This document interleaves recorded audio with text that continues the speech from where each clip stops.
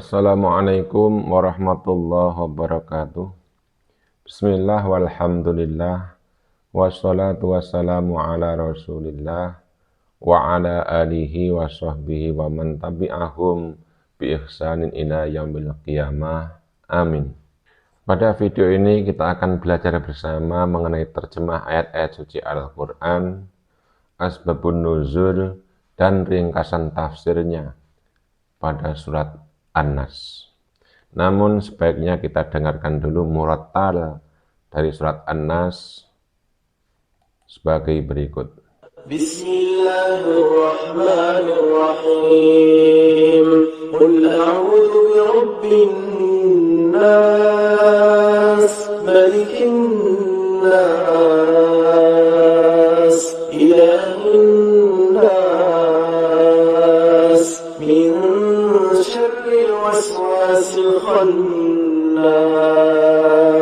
alladzi yuwaswisu fi sudurin nas, minal jinnati wan nas. Mengenal surat An-Nas. Bismillahirrahmanirrahim. Dengan menyebut nama Allah yang Maha Pemurah lagi Maha Penyayang. Qul a'udzu birabbin nas. Katakanlah Nabi Muhammad, aku berlindung kepada Tuhan manusia. Dalam ayat ini Allah Subhanahu wa taala memerintahkan kepada Nabi Muhammad SAW dan termasuk pula di dalamnya itu seluruh umatnya agar memohon perlindungan kepada Tuhan yang menciptakan, menjaga, menumbuhkan, mengembangkan, dan menjaga kelangsungan hidup manusia dengan nikmat dan kasih sayangnya, serta memberi peringatan kepada mereka dengan ancaman-ancamannya. Malikin nas, raja manusia. Allah menjelaskan bahwa Tuhan yang mendidik manusia itu adalah yang memiliki dan mengatur semua syariat, yang membuat undang-undang, peraturan-peraturan, dan hukum-hukum agama. Barang siapa yang mematuhinya akan berbahagia hidup di dunia dan di akhirat. Ilahin nas, sembahan manusia. Sembahan manusia, Tuhan yang tidak ada sekutu baginya. Itulah Tuhan yang patut disembah dan dimintai perlindungan.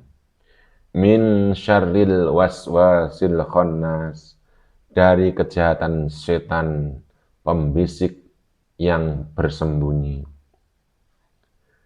Aku berlindung kepadanya dari kejahatan bisikan setan yang bersembunyi pada diri manusia dan selalu bersamanya layaknya darah yang mengalir di dalam tubuhnya. Alladzi yuwaswisu fi sudurin nas, yang membisikkan kejahatan ke dalam dada manusia, yang membisikkan kejahatan dan kesesatan ke dalam dada manusia dengan cara yang halus, lihai, licik, dan menjanjikan secara terus-menerus. Minal jinnati wan nas, dari golongan jin dan manusia. Aku berlindung kepadanya, kepada Allah Subhanahu wa taala, dari setan pembisik kejahatan dan kesesatan yang berasal dari golongan jin, yakni makhluk halus yang tercipta dari api, dan juga dari golongan manusia yang telah menjadi budak setan. Adapun asbabun nuzul surat An-Nas ini berkaitan erat dengan surat Al-Falaq atau yang biasa disebut dengan surat Al-Mu'awwidhataini sebagai berikut. Dinukil dari kitab tafsir Jalalain karya Syekh Imam Jalaluddin Al-Mahalli dan Imam Jalaluddin As-Suyuti. Imam Baihaqi dalam kitab Dalailun Nubuwahnya telah mengetengahkan sebuah hadis melalui jalur Al-Kalbi yang diterimanya dari Abu Saleh. Abu Saleh menerimanya dari Ibnu Abbas radhiyallahu anhu. Ibnu Abbas radhiyallahu anhu telah menceritakan bahwa Rasulullah shallallahu alaihi wasallam mengalami sakit keras. Lalu dua malaikat datang menemuinya. Salah seorangnya duduk di sebelah kepalanya, sedangkan yang lainnya di sebelah kakinya. Malaikat yang berada di sebelah kedua kakinya berkata kepada malaikat yang berada di sebelah kepalanya, "Apakah yang kamu lihat?" Malaikat yang berada di sebelah kepalanya menjawab, "Top." Malaikat yang berada di sebelah kakinya bertanya, "Apakah top itu?" Ia menjawab, "Sihir." Malaikat yang ada di sebelah kakinya bertanya, "Siapakah yang menyihirnya?" Ia menjawab, "Lubaib al-A'sam, orang Yahudi." Malaikat yang berada di sebelah kakinya bertanya, "Di manakah sihir itu disimpan?" Malaikat yang ada di sebelah kepalanya menjawab, "Di dalam sumur keluarga si Fulan. Ia terletak di bawah sebuah batu besar dalam keadaan terbungkus." Kemudian mereka berdua mendatangi sumur itu, lalu menguras airnya dan mengangkat batu besar. Selanjutnya mereka mengambil buntelan itu, lalu membakarnya. Dan pada waktu subuh, yaitu pagi hari dari malam itu, atau pagi harinya, Rasulullah Sallallahu Alaihi Wasallam mengutus Amr bin Yasir beserta beberapa orang lainnya untuk mengambil buntelan sihir itu. Lalu mereka mendatangi sumur tersebut. Sesampainya di sana, tiba-tiba mereka melihat air sumur itu seakan-akan berwarna merah darah. Selanjutnya mereka menguras air sumur tersebut, lalu mengangkat batu besar yang ada di dalamnya, kemudian mengeluarkannya buntelan sihir, lalu langsung membakarnya. Ternyata di dalam buntelan itu terdapat seutas tali yang padanya ada 11 buhul atau ikatan. Kemudian diturunkan kedua surat ini kepada Rasulullah Sallallahu Alaihi Wasallam. Setiap kali beliau membaca satu ayat dari kedua surat tersebut, terlepaslah satu ikatannya. Kedua surat tersebut, yang pertama dimulai dengan firman-Nya, "Qul a'udzu birabbil falaq." Katakanlah aku berlindung pada Tuhan yang menguasai subuh. Al-Quran surah Al-Falaq ayat 1. Dan surat yang keduanya, yaitu diawali dengan firman-Nya, "Qul a'udzu birabbin nas." Katakanlah, aku berlindung kepada Tuhan manusia. Al-Quran surah An-Nas ayat 1.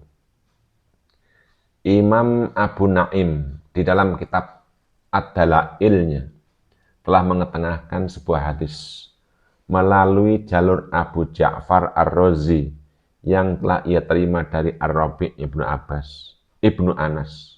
Kemudian Ar-Rabi' telah menerimanya pula dari Anas Ibnu Malik radhiyallahu anhu. Anas bin Malik radhiyallahu anhu telah menceritakan bahwa ada seorang Yahudi berbuat sesuatu terhadap Rasulullah Sallallahu Alaihi Wasallam. Maka karena hal tersebut Rasulullah Sallallahu Alaihi Wasallam mengalami sakit keras.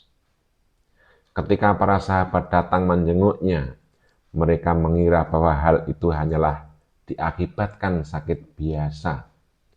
Kemudian datanglah malaikat Jibril dengan menurunkan kedua surat ini. Adapun fikih kehidupan atau hukum-hukum yang terdapat dalam surat ini adalah karena sifat kasih sayang Allah Subhanahu wa taala kepada kita, Allah mengajari kita tentang tata cara untuk berlindung dari setan, manusia, dan jin. Dia memberitahu kita tentang 3 sifatnya, yaitu rububiyah, milkiyah, dan uluhiyah. Dengan sifat-sifatnya tersebut, Allah akan menjaga hamba yang meminta perlindungan dari kejahatan setan-setan dalam agama, dunia, dan akhirat.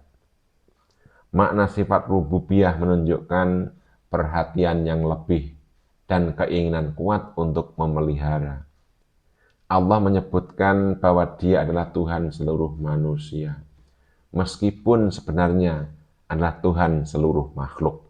Hal ini karena dua alasan. Yang pertama, karena manusia adalah makhluk yang diagungkan. Dengan menyebut mereka, Allah memberitahu bahwa Dia adalah Tuhan yang memelihara mereka, meskipun derajat mereka agung. Yang kedua, karena Allah Subhanahu wa Ta'ala memerintahkan untuk membina, untuk meminta perlindungan dari kejahatan manusia. Dengan menyebut mereka, Allah memberitahu bahwa Dialah yang memberi perlindungan kepada mereka. Wallahu a'lam bishawab. Demikian pembahasan surat An-Nas, baik arti, tafsir maupun asbabun nuzulnya. Jangan lupa untuk memberikan komentar, like, dan pada video ini juga subscribe channel kami untuk video menarik lainnya. Terima kasih telah menonton. Sampai jumpa di video berikutnya. Wassalamualaikum warahmatullahi wabarakatuh.